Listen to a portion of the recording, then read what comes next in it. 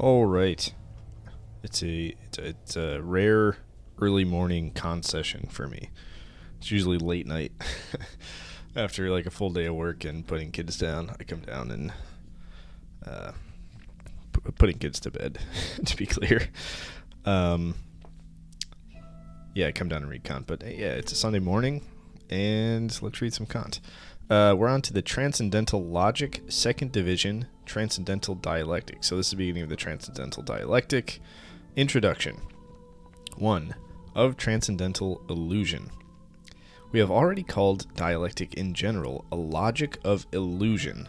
So Kant uses dialectic like it's a bad thing that reason does, I think, to get us out over our skis into things that are illusory as opposed to actually bona fide and real, or things that we think we can know about but we actually can't based on our perceptions and reason.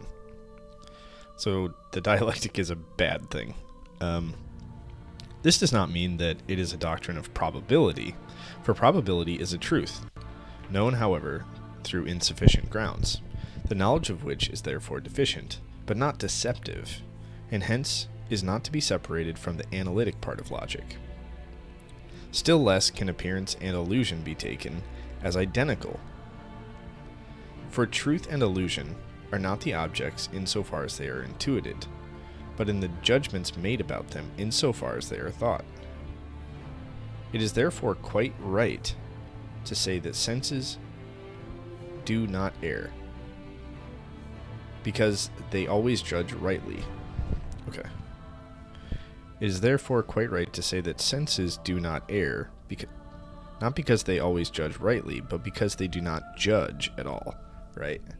And I've watched a lecture on this, Professor Gijsbers' lecture. So I think the point here is like, yeah, you might always know exactly or remember exactly your sensations, but they are presented to you as you are able to receive them. So in that sense, like they're never wrong. You might interpret them wrongly. You might be confused by them based on your judgment or something, but you're really just presented with sense data. So in that sense, they're always correct. Doesn't mean we always judge them correctly, as Kant says, but they are just presented as opposed to in some way, analyzed and, determined, like judgments and reason and concepts are. Truth and error, therefore, and consequently also illusion, as that which leads us to error, are only to be found in our judgments. Okay. That is, in the relation of the object to our understanding. No error exists in any knowledge which completely accords with the laws of our understanding. Makes sense? Nor can there be an error in a representation of the senses, because it contains no judgment whatever. No force of nature can itself deviate from its own laws. Thus neither the understanding by itself, without the influence of another cause, nor the senses by themselves would err. Interesting. Neither the understanding itself nor the senses by themselves would err. Okay. The understanding would not err. I say err for some people say a little bit more than I do. That's ERR, like misconceive or something, or misjudge.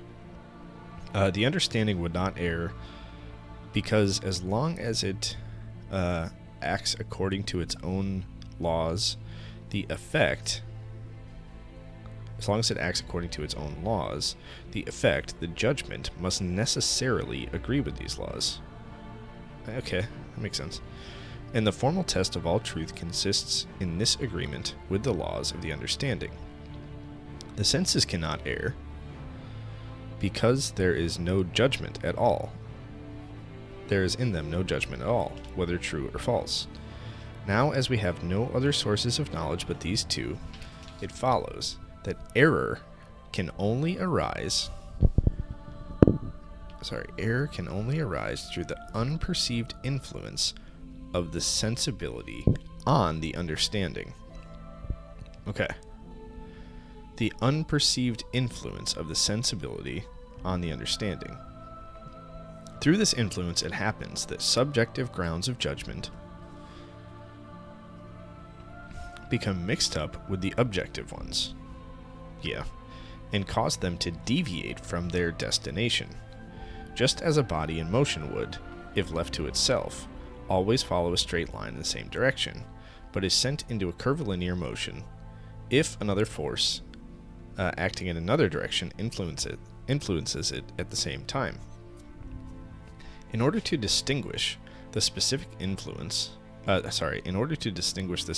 action of the understanding from that other force which is mixed up with it, it will be necessary to look upon an erroneous judgment as the diagonal between two forces which determine the judgment in two different directions, enclosing, as it were, an angle, and to resolve this composite action into simple ones of the understanding and of sensibility.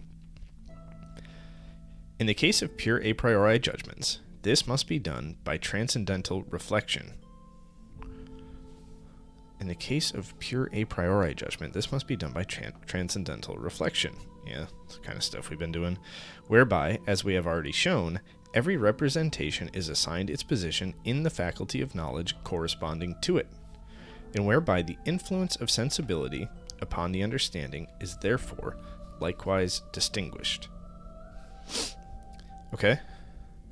It is not at present our business to treat of empirical, for instance, optical illusion, which occurs in the empirical use of otherwise correct rules of the understanding, and through which, owing to the influence of imagination, our power of judgment is misled. Yeah. I think he's saying, like, optical illusion is something where we are presented with things as they appear, but we actually, in our judgment, don't really understand why maybe the appearance is not the whole picture, and therefore our judgment is misled as opposed to the actual sense perception of something, because it just seems inconsistent with what our expectations or what is actually there. We have to deal here with nothing but the transcendental illusion, which exerts its influence on principles never even intended to be used in experience, an experience which would otherwise at least have given us a touchstone of their correctness. On the contrary, transcendental illusion, in spite of all the warnings of criticism, carries us far beyond the empirical use of the categories, and deludes us with the mere dream of an extension of pure understanding.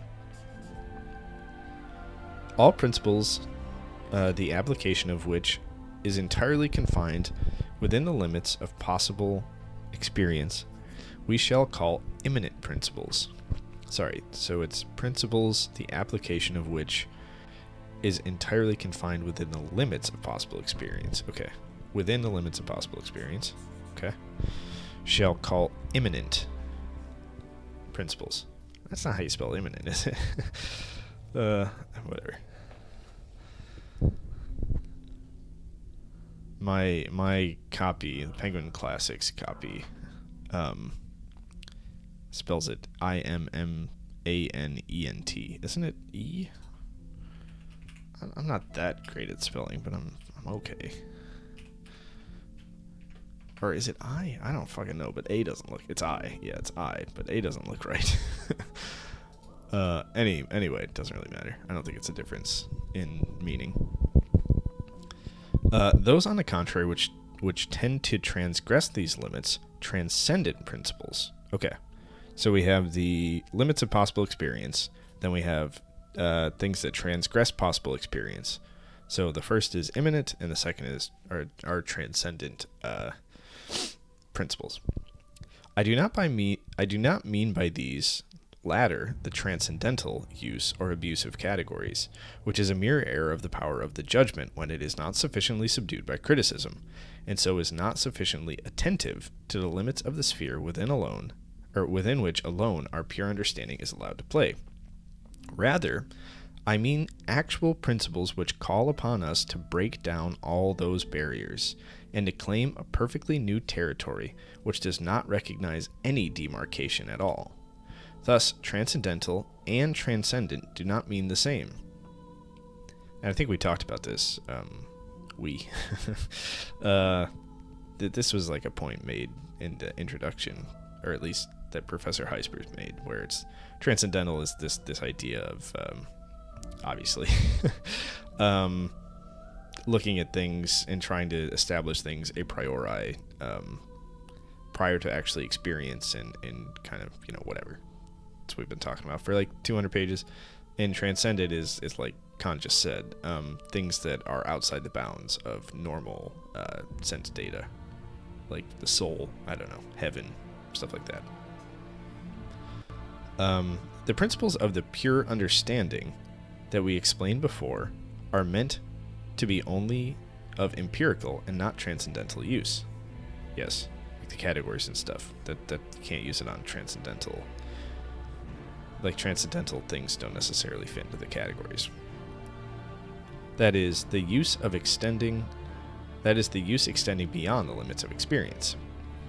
A principle, on the contrary, which removes these limits, nay, insists we transgress them, is called transcendent. If our critique succeeds in laying bare the illusion in these alleged principles, then the other principles of a merely empirical use may, in opposition to the former, be called immanent principles of the pure understanding. All right, you got it, Kant. Logical illusion, which consists in a mere imitation of the form of reason. A mere imitation of the form of reason. Okay. Logical illusion is an imitation of the form of reason. Okay. Because it's logical, it's kind of,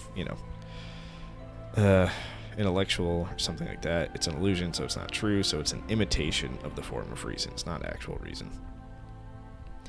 Arises the illusion of fallacious inferences arises entirely from the want of attention to logical rules.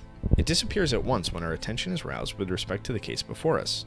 Transcendental illusion, right? So if we have a logical illusion, like we can just kind of take a step back and be like, okay, what's the issue here? And kind of like apply logic again, or maybe correct some things, and then we can get to the correct thing.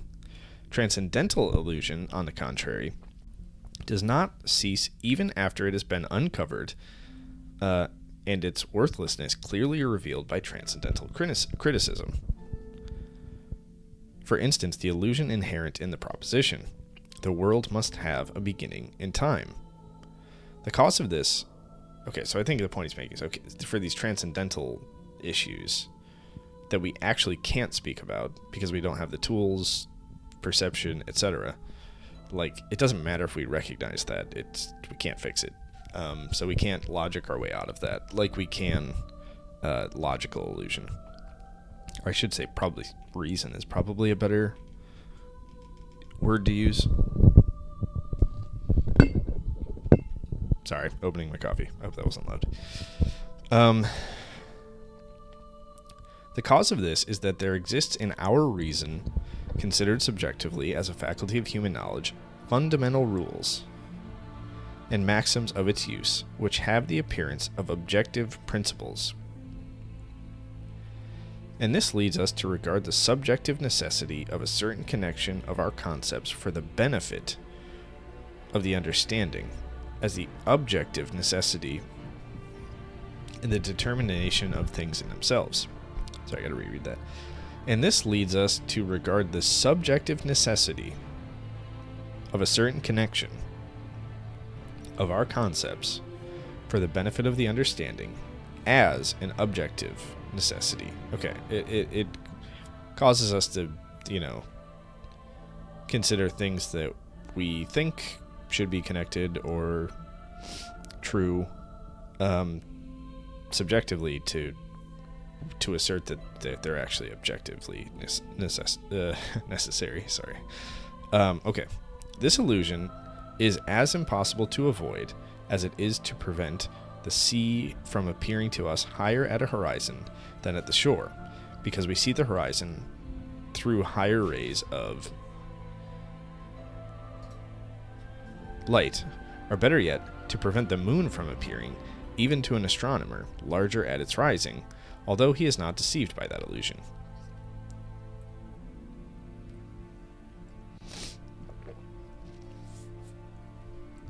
Transcendental dialectic must therefore be content to uncover the illusion of transcendental judgments, and at the same time guard against its deceptions.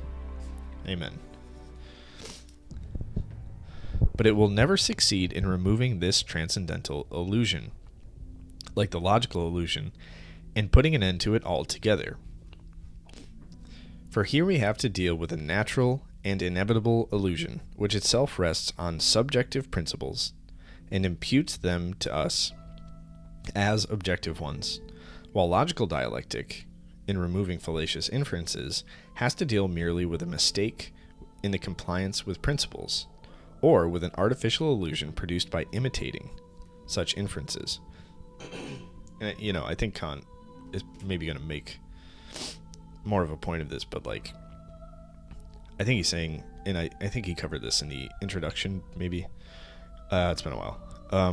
But, we're always going to want to reason and figure stuff out that's, transcendent.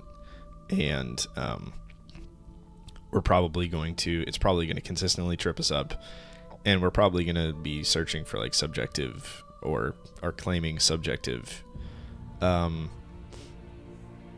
factors or rules, whatever constructions of the world are true, especially related to things that we can't really know that well. And it's just kind of built into the human experience. We have to guard against it, but even identifying it and trying to guard against it, we're going to continue to do this because it's just kind of the nature of our reason and curiosity and existence. There exists, therefore, a natural and unavoidable dialectic of pure reason. Not one in which a mere bungler might get entangled for want of knowledge, or which a sophist might artificially devise to confuse rational people, but one that is adherent to and inseparable from human reason, and which, even after this deception has been exposed, will never cease to play tricks on our reason.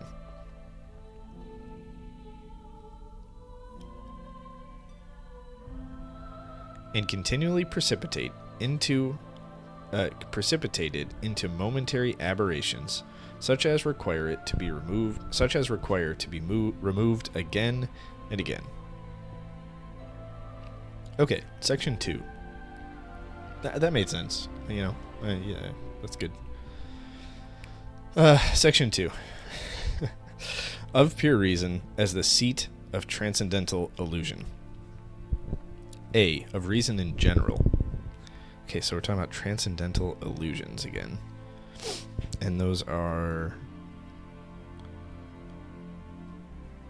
logical illusions, and then we have transcendental illusion. Does not even cease after it's been uncovered. Blah, blah, blah, blah. Okay.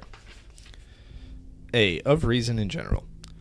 All our knowledge begins with the senses, proceeds thence to the understanding, and ends with reason. So we got knowledge, and then it goes to understanding, and then we use that understanding to reason. All right. There's nothing higher in us than reason for working on the material of intuition and bringing it under the highest unity of thought. As it here becomes necessary to give the explanation of this supreme faculty of knowledge, I begin to feel considerable misgivings. There is of reason, as there is of understanding, purely formal, that is, logical use, in which reason abstracts from all contents of knowledge. But there's also a real use insofar as reason itself contains the origin of certain concepts and principles which it has not borrowed either from the senses or from the understanding. Oh, that sounds bad. The former faculty has not long been since defined by logicians as the faculty of making mediate inferences, as distinct from immediate ones. But this definition does not help us to understand the latter, which itself produces concepts. As this brings us face to face with the division of reason into a logical and transcendental faculty, we must look for a higher concept for this source of knowledge, which would include both concepts under itself. However, following the analogy of the concepts of the understanding, we may expect that the logical concept will give us the key to the transcendental concept, and that the table of the functions of the former will at once give us the genealogical tree of the concepts of reason. That would be cool. Okay. In the first part of our transcendental logic, we explain the understanding as our faculty of rules. And now we distinguish reason, from understanding by calling it the faculty of principles. So reason is the faculty of principles, and understanding is still the faculty of rules? Okay. The term principle is ambiguous and commonly signifies only a kind of knowledge that may be used as a principle, although in itself, and according to its origin, it is no principle at all. Every universal proposition, even though it may have been derived from experience, by induction, may serve as a major premise in a syllogism, but it is not on that account a principle. Mathematical axioms, for instance, that between 2 points there can only be one straight line, constitute even universal a priori knowledge, and may therefore, relative to the cases which can be subsumed under them, rightly be called principles. Nevertheless, it would be wrong to say that we know this property of a straight line, in general and in itself, from principles. Right, we need experience. Okay, for it is known only in pure intuition. I shall therefore call knowledge from principles that knowledge alone wherein we know a particular in the universal through concepts. Okay, so we're using concepts to create knowledge. And we don't necessarily, it can logically make sense as a principle, but we still need pure intuition in order to have it be true and confirm it's true. Thus, every syllogism is a form of deducing knowledge from a principle. Okay, every syllogism is a form of from a principle. Okay. For the major premise always gives a concept which enables us to know, according to the principle, everything that is subsumed under a condition of this concept. Okay, so there's a major premise. Honestly, I was, who was I reading where it's just like, I think it was Locke, just talks about syllogisms so much. And I think it's like the English schoolboy was just forced to recite syllogisms one after another for 15 years by, domineering teachers. And I don't really, I know what a syllogism is generally, but it's not something that's like burned into my brain so much that reading this makes immediate and, perfect sense to me. Okay, so syllogism, according to internets, an instance of a form of reasoning in which a conclusion is drawn. Excuse me. Whether validly or not from two given assumed propositions, premises, each of which shares a term with the conclusion and shares a common or middle term not present in the conclusion. All dogs are animals. All animals have 4 legs. Therefore, all dogs have 4 legs. All dogs are animals. All dogs have, therefore, all dogs. Okay. That kind of makes sense. And then you can do a bunch of logic shit from that and figure out things that are true and not true. Obviously, not all dogs have 4 legs. Some dogs have 3 legs. no legs. And also, all animals don't have 4 legs. That's not true. Whatever. What a genius. Okay, anyway. As every universal knowledge may... Let me reread that previous sentence. Sorry. Thus, every syllogism is a form of deducing knowledge from a principle. For the major premise always gives a concept, which enables us to know, according to a principle, everything that is subsumed under the condition of this concept. As every universal knowledge may serve as a major premise in such a syllogism, and as the understanding supplies such universal propositions a priori, these propositions may no doubt be called principles with respect to their possible use. Okay. But if we consider these principles of the pure understanding in themselves, according to their origin, we find that they are anything rather than knowledge from concepts. If we consider them, okay. They would not even be possible a priori unless we relied on pure intuition. They would not even be possible a priori unless we relied on pure intuition. In mathematics, or on conditions of a possible experience in general. That everything which happens has a cause can by no means be inferred from the concept of that which happens. On the contrary, the principle shows in what manner alone we can first obtain a determinate empirical concept of that which happens.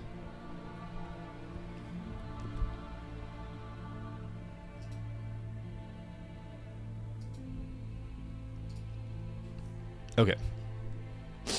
It is impossible, therefore, for the understanding to supply us with synthetic knowledge from concepts.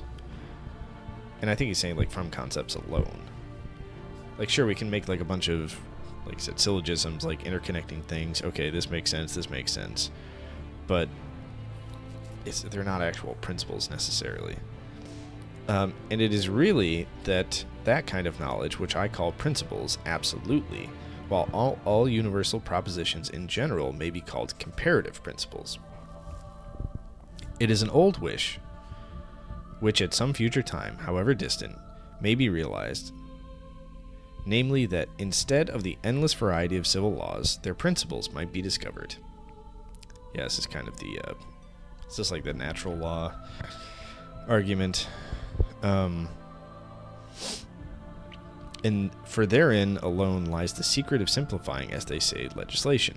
Such laws, however, are only limitations of our freedom under conditions by which it completely harmonizes with itself. And so they refer to something which is entirely our own work, and of which we ourselves can, through these concepts, be the cause. But that objects in themselves and the nature of things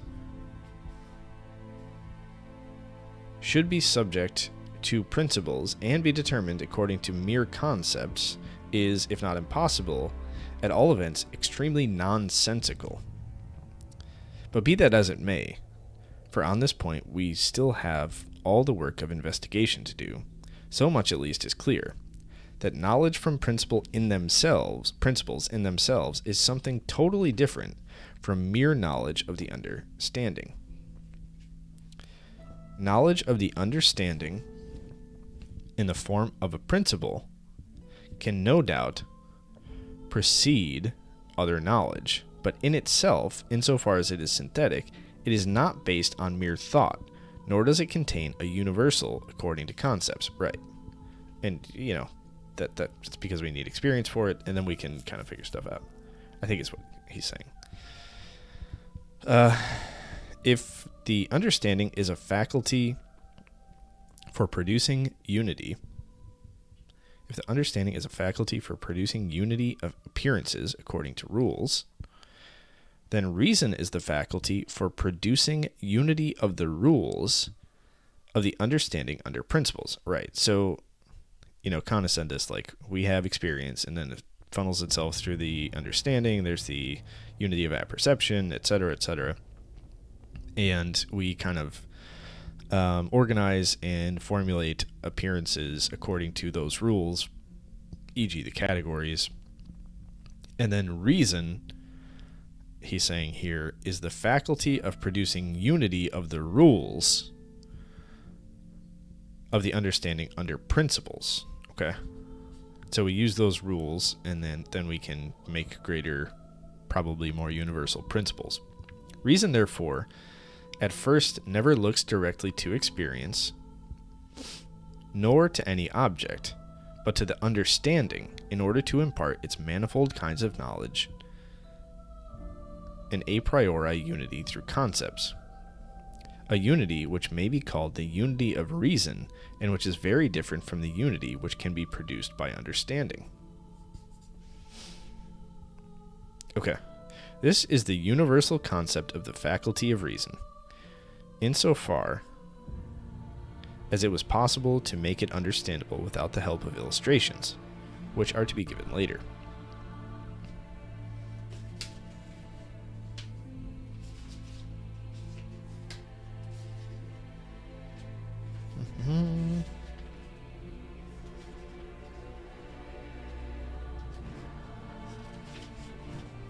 Sorry, I'm seeing where.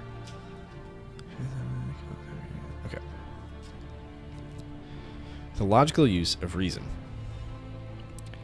This is section B of the logical use of reason.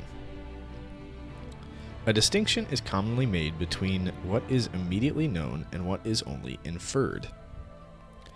That in a figure bounded by 3 straight lines, there are 3 angles is known immediately.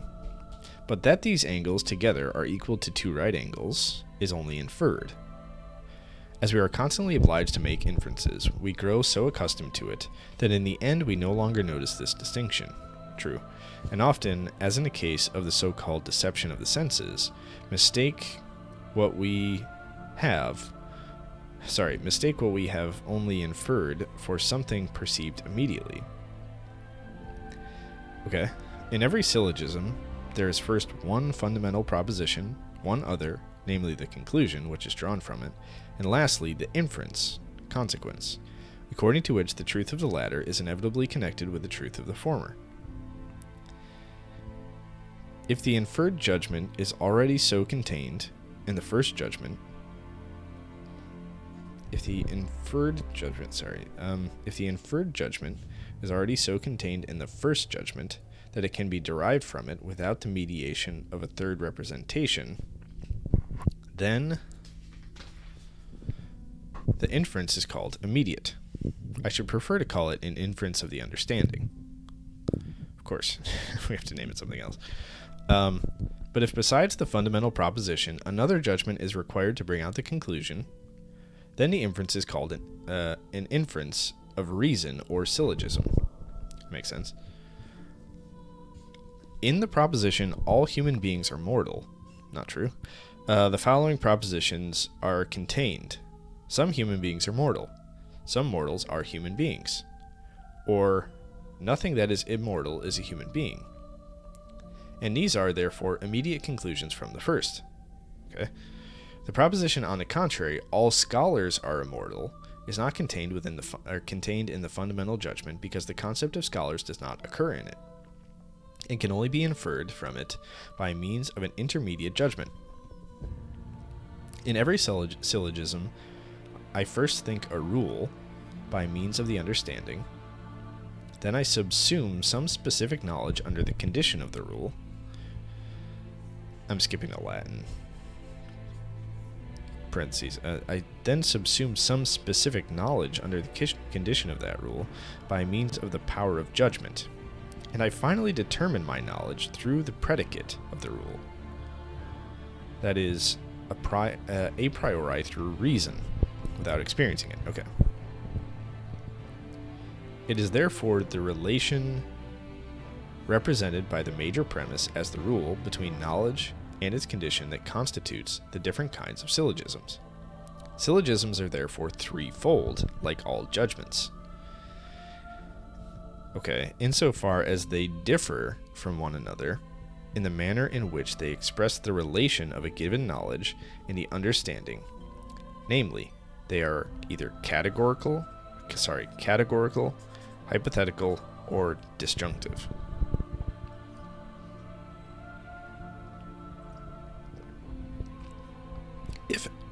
Sorry, I had a sip of coffee.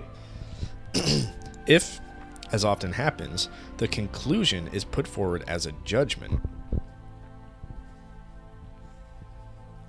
in order to see whether it does follow from judgments already given, all dogs have 4 legs, right? Yeah. Through which a quite different object is thought, then I try to find the understanding, the assertion of this conclusion, in order to see whether it does not occur in it under certain conditions according to a universal rule. If I find such a condition, and if the object of the conclusion can be subsumed under that given condition, then that condition is inferred from the rule, which is also valid for other objects of knowledge. Thus we see that reason, in forming inferences, tries to reduce the great manifold of knowledge of the understanding to the smallest number of principles, universal conditions, and thereby produce in it the highest unity. Yeah, simplicity is elegance, or whatever the stupid quote is. Okay. That's the end of that section. C. Of the use of pure reason.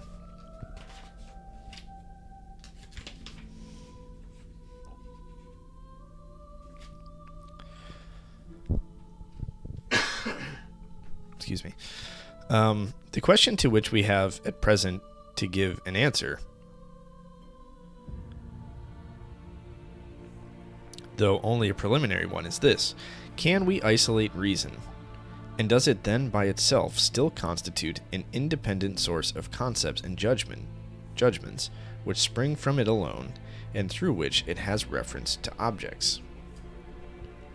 Or is it then merely a subordinate faculty for imparting a certain form to a given knowledge, namely a logical form, whereby the understanding's items of knowledge are only subordinated to one another, and lower rules subordinated to higher ones?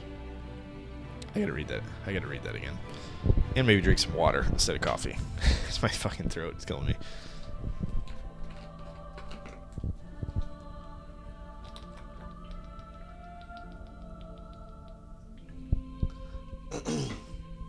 Okay. This is a question we have to answer. Can we isolate reason? And does it then by itself still constitute an independent source of concepts and judgments which spring from it alone, through which it has reference to objects? Okay, so reason and... Wait, sorry. Lost it. Isolate reason. If we isolate reason alone, so we just sit there and reason, is it an independent source of concepts and judgments? Okay, that's the first option. Or is it then merely a subordinate faculty for imparting a certain form to a given knowledge, namely a logical form, whereby the understanding's items of knowledge are only subordinated to one another, and lower rules are subordinated to higher ones? Okay, or is it some sort of, logical function that categorizes and subordinates certain rules to other rules relationally, as opposed to actually, presumably, in the former example, creating and defining certain concepts? Okay, those the condition of which includes in its sphere the condition of the lower, insofar as this can be done by comparing them. Manifoldness of rules and unity of principles is indeed a requirement of reason. Manifoldness of rules and unity of principles is indeed a requirement of reason. For the purpose of bringing the understanding into thoroughgoing coherence with itself, just as the understanding brings the manifold of intuition under concepts, and thus brings intuition into connection. Such a principle, however, prescribes no law to objects, nor does it contain the ground for the possibility of knowing and determining them as objects at all. It is merely a subjective law for the management of the possessions of our understanding, having the purpose to reduce its its universally used concepts by means of comparing them to their smallest possible number. Okay, that's kind of like the second option. But this does not give us a right to demand from the objects themselves such a uniformity as might minister to the comfort and expansion of our understanding, or to ascribe to that maxim any objective validity. In a word, the question is, does reason in itself, that is pure reason, contain a priori synthetic principles and rules? And what may these principles consist in? I don't know. The formal and logical procedure of reason in syllogisms gives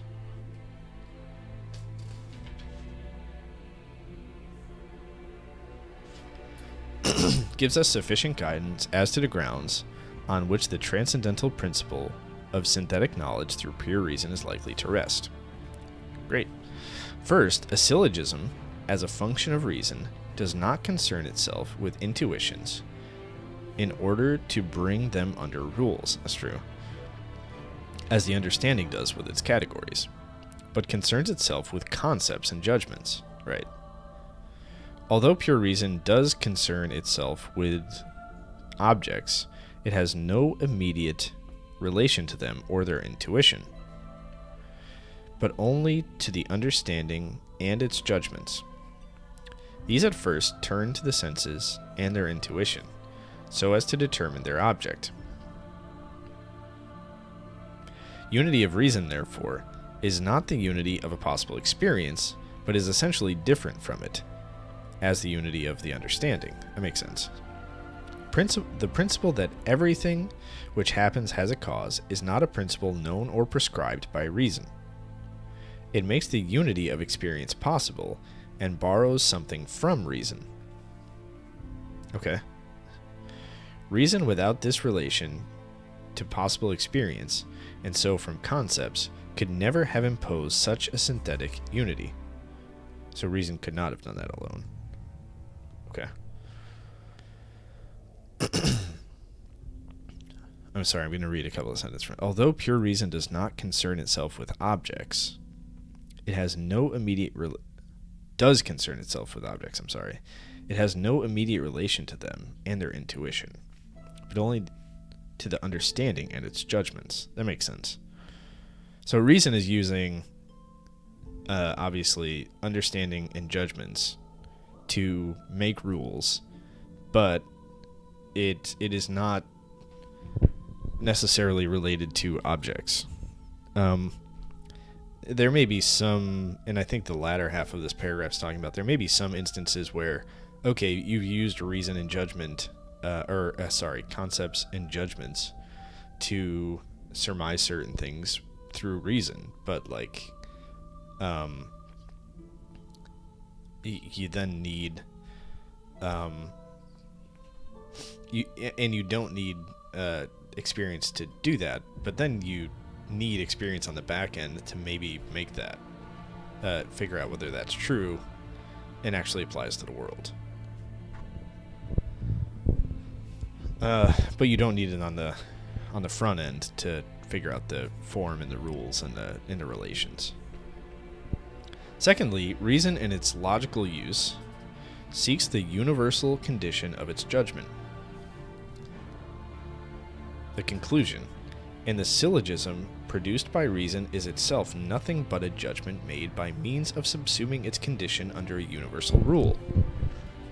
Okay, sorry, I'm going to read that again. Secondly, reason in its logical use seeks the universal condition of its judgment, the conclusion, yes, and the syllogism produced by reason is itself nothing but a judgment made by means, yes, of subsuming its condition under a universal rule, the major premise. Okay. But as this rule is again subject to the same attempt of reason, and as thus the condition of the condition must, as long as possible, be sought by means of a prosyllogism, it is easy to see that the principle peculiar to reason in general in its logical use is to find, for the conditioned knowledge of the understanding, the unconditioned, whereby unity of that knowledge is completed. Okay. This logical maxim, however, cannot become a principle of pure reason, unless we assume if the condition is given, then the whole series of conditions subordinated to one another, a series which consequently is itself unconditioned, is likewise given. That is contained in the object and its connection. Okay, and I think what he's saying is like, okay, you have these syllogisms and you have these propositions. They are only relationally and logically potentially valid, just based on a pure understanding. And you could add stuff into it and like limit it or whatever to make it seem like it is more consistent with reality, but like that's still going to be unconditioned. Such a principle of pure reason, however, is evidently synthetic. For the condition does no doubt refer analytically to some condition, but not to the unconditioned. From this principle, several other synthetic propositions must also arise, of which the pure understanding knows nothing. Yes. For it has to deal only with objects of a possible experience, the knowledge and synthesis of which are always conditioned. For it has to deal only with objects of a possible experience, the knowledge and synthesis of which are always conditioned, right? But the unconditioned, if it is really to be granted, is especially to be considered with regard to all determinations that distinguish it from whatever is conditioned, and must thereby supply material for many synthetic a priori propositions. The principles resulting from this supreme principle of pure reason will, however, be transcendent with regard to all appearances, right? Meaning it's separate and apart from, above, not necessarily related to actual appearances. That is to say, it will be impossible ever to make any adequate empirical use of such a principle. It will thus be completely different from all principles of the understanding, the use of which is entirely immanent, inasmuch as they are directed only to the possibility of experience. The task that is now before us in the transcendental dialectic is this: to discover the objective correctness, or otherwise the falsehood, of the principle that the series of conditions, in the synthesis of appearances, or in that of thinking of things in general, extends up to the unconditioned, and what consequences result therefrom for the empirical use of the understanding. I'm going to reread that, and I'm going to highlight it in a different color. Actually, I will underline it in red. Okay, the task is now before us is this, in the transcendental dialectic: to discover the objective correctness, or otherwise falsehood, of the principle that the series of conditions in the synthesis of appearances, or in that of the thinking of things in general, extends up to the unconditioned. Okay, so to what extent does reasoning alone extend up to the unconditioned, which is kind of seems like a proxy for experience? And what consequences result therefrom for the empirical use of the understanding? Okay. To find out whether there really is such an objectively valid principle of reason, or merely, in place of it, a logical precept which requires us, by ascending to ever higher conditions, to approach their completeness, and thus to bring to our knowledge the highest unity of reason that is possible to us. To find out, I say, whether by some misconception a mere tendency of reason has been mistaken for a transcendental principle of pure reason, postulating, without sufficient reflection, unlimited completeness in the series of conditions in the objects themselves, and to find out, in that case, what kind of misconceptions and illusions may also have crept into syllogisms, the major premise of which has been taken from pure reason, and is perhaps a petition rather than a postulate, and ascends from experience to its conditions. This, then, is our task. This is really important. Okay. This, then, is our task in the transcendental dialectic, and it has to be developed from sources deeply hidden in human reason. We shall divide this dialectic into two parts, the first of which will treat of the transcendent concepts of pure reason, the second of transcendent and dialectical syllogisms. Oh my god. My understanding is the second section is way longer than the first. And if we have a really, really long section on syllogisms, I'm going to struggle. I'm going to struggle either way. Doesn't matter. Okay, that was great. Got the dialectic set up.